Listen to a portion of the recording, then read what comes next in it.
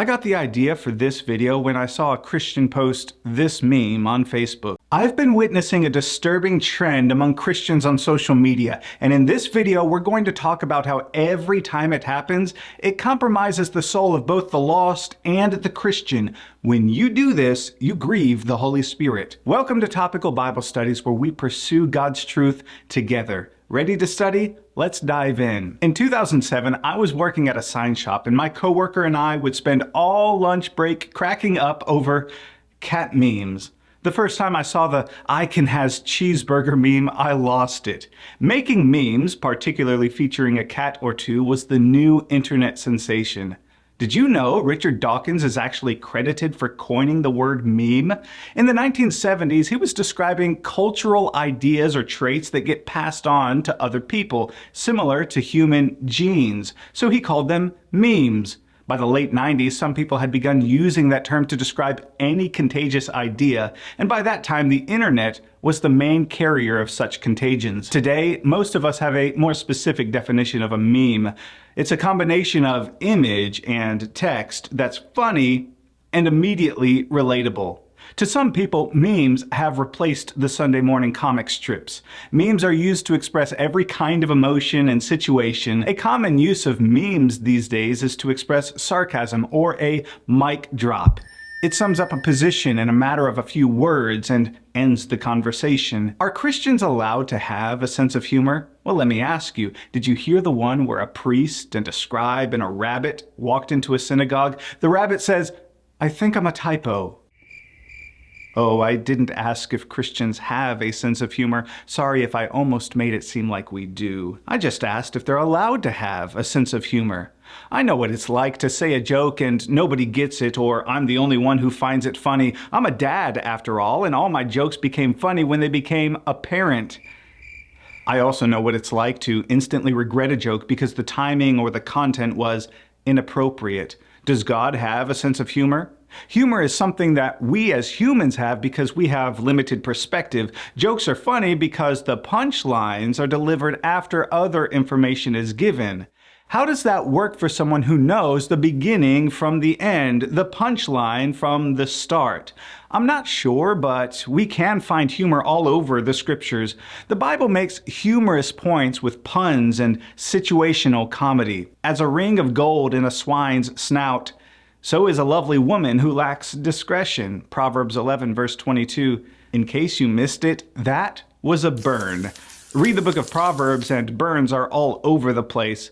Jesus also made points with humorous and outrageous images, even burning some folks along the way. Blind guides who strain out a gnat and swallow a camel. Matthew 23, verse 24. Speaking of blind guides, Jesus gave us this image to think about. Let them alone. They are blind leaders of the blind, and if the blind leads the blind, both will fall into a ditch. Matthew 15, verse 14. Other images Jesus gave us are pearls before swine, and a camel trying to fit through the eye of a needle, and a dude with a log sticking out of his eye while trying to help someone with a speck in their eye.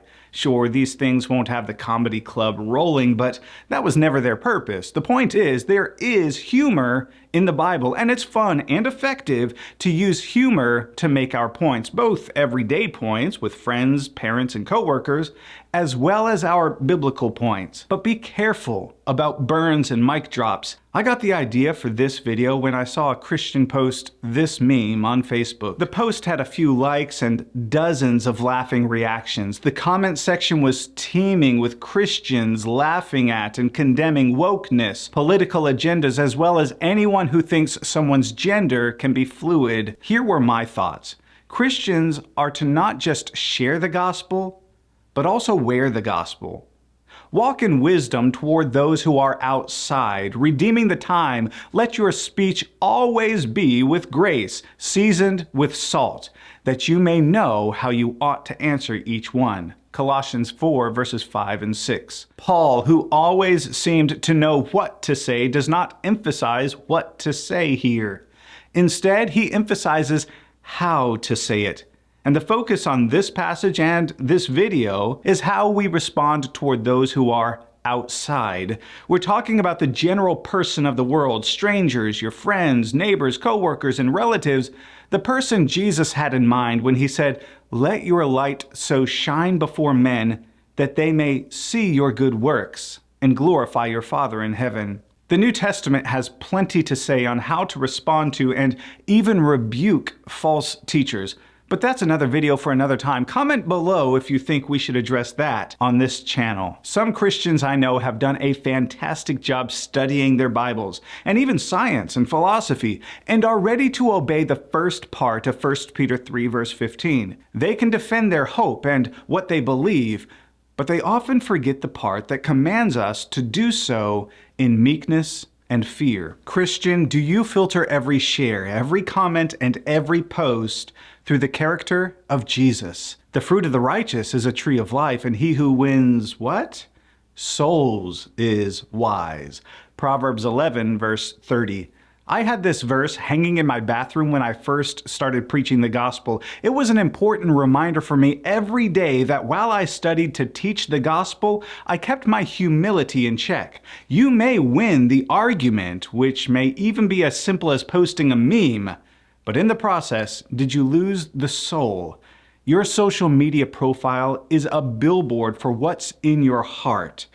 But those things which proceed out of the mouth, and can we take the liberty to add whatever words proceed from your keyboard or share buttons, come from the heart, and they defile a man. Matthew 15, verse 18. Jesus also said, "But I say to you that for every idle word men may speak, they will give an account of it in the day of judgment. For by your words you will be justified, and by your words you will be condemned." Matthew 12, verses 36 and 37. It's likely that right now one of your friends is going through their defining moment. They have questions about who they are as a person, perhaps as a person created in God's image. Wouldn't you like to be the person they come to? They remember you're a Christian and you normally post some pretty positive things about the Christian life. So they prepare to come to you and ask questions about Jesus and what he thinks about their lifestyle, struggle, addiction, or questions.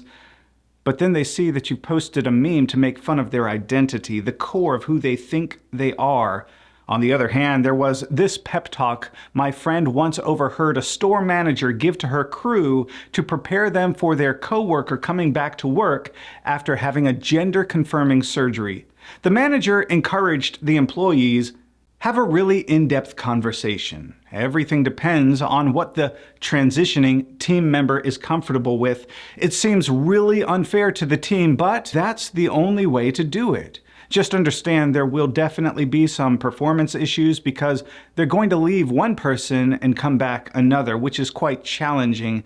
The team needs time to get used to it and adjust." If your friend is struggling with this and they have both of these people in their life, a Christian who makes fun of them in order to gain likes and comments, or an entire company going out of their way to accept them, which one will they choose? Of course, I am not suggesting that you should compromise the gospel's values or bow down to political agendas in order to be liked by the world. I'm reminding you of what God expects of you.